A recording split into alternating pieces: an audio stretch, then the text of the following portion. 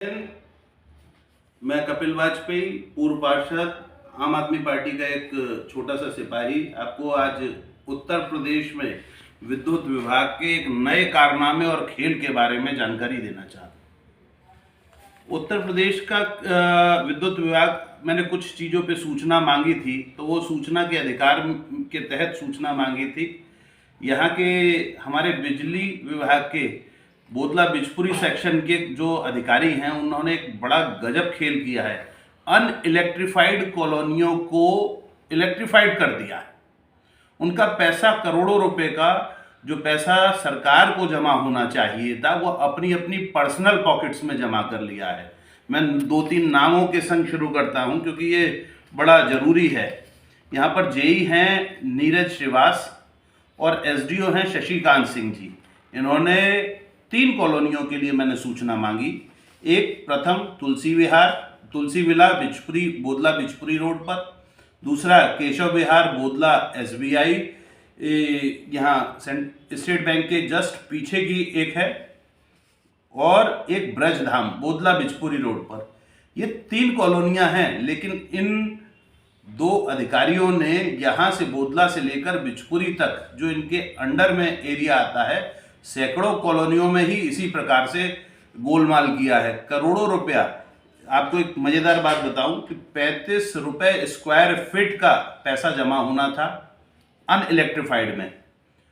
लगभग 200 वर्ग मीटर के एक प्लॉट में पैसा जमा होता 70,000 रुपया, और इन लोगों ने वो 70,000, 2,000, 4,000, 5,000 के अपने बिल काटे और उसमें उनको पूरे के पूरे फायदे दिए।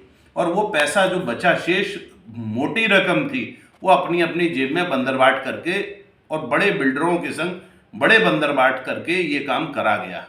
जब सूचना मांगी तो कहते हैं कि ये तृतीय पक्ष हो गया। भाई, तृतीय पक्ष कैसे हो गया? तृतीय पक्ष, मैं देश का नागरिक और सही सच्ची सूचना मांग रहा हूं, मुझे जानकारी है आपने ये चोरी करी, विभाग के अधिकारियों ने चोरी करी।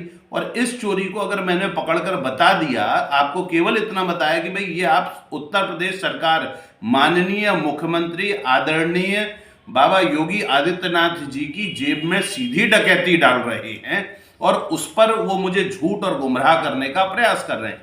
मैं विद्युत विभाग के एमडी साहब से, दक्षिणांचल के एमडी साहब से निवेदन करूंगा, इस पूरे प्रकरण की जांच करवाएं और गंभीरता से लेते हुए, क्योंकि इसमें जो करोड़ों रुपए इन पर्टिकुलर अधिकारियों की जेब में जा रहे हैं, ये नहीं, यहाँ का जेई और एसडीओ, इनको तत्काल पद से मुक्त करके कहीं और इनसे काम लिया जाए और इनकी जांच स्वतंत्र तरीके से एक बार हो जानी चाहिए।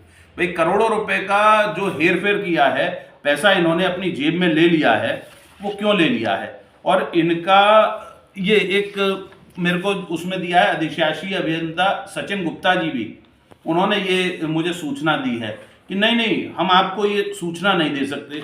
सचिन जी, सूचना तो आप ही को देनी पड़ेगी। सूचना अधिकार अधिनियम का पालन कराना कैसे कराया जाता है, वो मैं ऊपर तक आपसे करवाऊंगा भी। कानून क्या है, भारत के संविधान को कैसे जाना जाता है, पढ़ा जाता है, वो भी पढ़ाऊंगा। बहुत ज़्यादा ज्ञान के साथ में गलत काम करेंगे तो उसको रोकने का भी काम आता है। केशव विहार कॉलोनी का, ब्रजधाम का और तुलसी विलार का बगैर इलेक्ट्रिफिकेशन आधी, एक दिन मैंने जब पूछा तो कहते हैं बिल्डर भाग गया।